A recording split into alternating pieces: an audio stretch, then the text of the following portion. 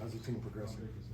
I think we're doing a good job, and still have little things we got to touch up on before we get to Iowa State. But as far as where we are this time to where we were at last year at this time, I think we've made big strides and big improvements, and we got a lot of pieces, a lot of talented players, and I'm really excited to see what this team could do in the fall rolls around. How comfortable are you now with transfers that have come in and gone through spring and now in towards the game? I'm super comfortable. I'm super confident. I think I can only go as far as the people around me, and I understand that. And we have so much talent at the offensive line position, at the receiver position, running backs, tight ends, you name it. Like, those guys make my job so easy, and I'll continue to say that because we have some talented skill players, and those guys up front are going to protect their butts off for me all year. So I'm just thankful to be in the position I am, and I wouldn't want it any other way. With that in mind, did you put too much pressure on yourself last year? Yeah, and I put the weight of the world on my shoulders, and if I missed a throw, I wanted to get it all back the next throw, or if we got down, I wanted to score a 14-point touchdown. And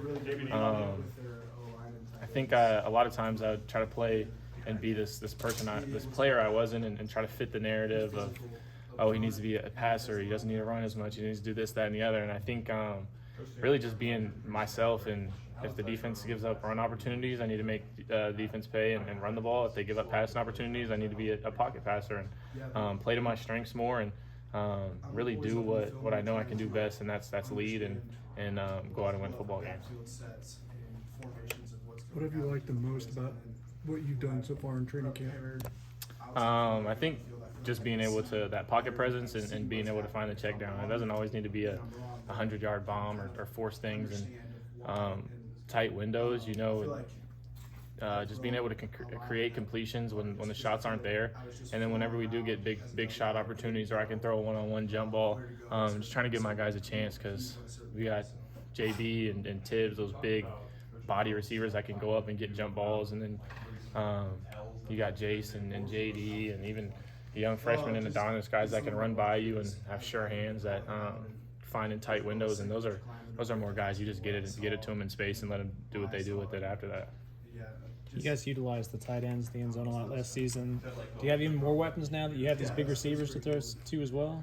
Yeah, I think Coach Wells is going to come up with a bunch of creative ways to get those receivers involved in the red zone. But like you said, I mean, our tight ends were so reliable in the red zone last year, and I think those will be guys we continue to lean on. And with how deep we are in that room, it might be Swanee one week, it might be Oaks, it might be Anseau, it might be Lofton. Like, you never know who's going to hurt you, and those guys are so interchangeable and do so many things so well.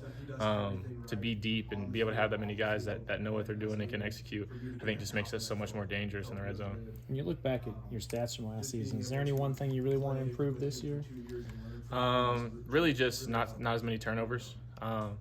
Like I said, just trying to do too much at times, cause some unnecessary turnovers. And what we say in the quarterback room is sometimes, tips will happen. You might get a ball tipped, might go through a guy's hands and get tipped up in the air and get interception. And we just say that's the cost of doing business. At the quarterback position, if you throw it enough, sometimes things just don't shape out your way. But I felt like last year I had done some unnecessary picks where I tried to force things and threw things right to defenders. And I want to eliminate from that game and eliminate that from my game, and be a lot more still aggressive. I don't want to say conservative, but be a lot safer with that football, because, I mean, you got to win the turnover battle, and that ball means everything. How do you feel like your relationship with Coach Wells has changed and evolved now that he's gone from just your position coach to an offensive coordinator? I don't think our relationship changed at all. I think the only thing, if anything, it got stronger. The way Coach Wells was hard on me and wanted the best for me and coached me to be the best version of myself last year, he's still the same way he was this year, the same way he is this year. I think we are like-minded, and we do think a lot alike when it comes to plays, and he knows what I like, and to be able to have a coach that's calling plays, understands my mind, to get me in a rhythm, and it allows me to play more free and more comfortable. What's the biggest leap that Dylan's made since we last saw him? His knowledge of the playbook, and I think last year, like, we asked Dylan to come in and play He played split out. He played receiver. He played F. He played running back. He plays all these different positions. And to your guys' eyes, it's like he's just coming in and yeah, he might do this, that, and the other. But the amount of information he had to learn, definitely it was not easy. So just being able to have a whole season under his belt and a whole spring and now another whole camp, to be able to learn, being able to play split out or running back, all those different places that we might put him. I think he's becoming a lot more comfortable, and it's allowing him to be a lot more free-minded and go out and do his thing, because y'all know whenever Dylan plays free, he's the most electric player in the nation. Time for a couple more here, Avery. Is the approach different in camp now, knowing you play a Big 12 team in the first game compared to last year with UT Martin?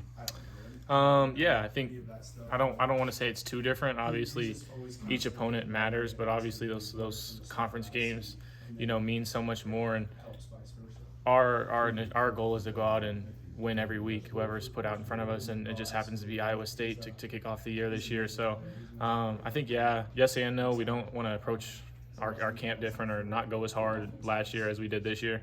But I definitely think we have to have an extra chip on our shoulder, losing Iowa State 2 years in a row and kicking off with a conference game. This one does mean a little bit more to us.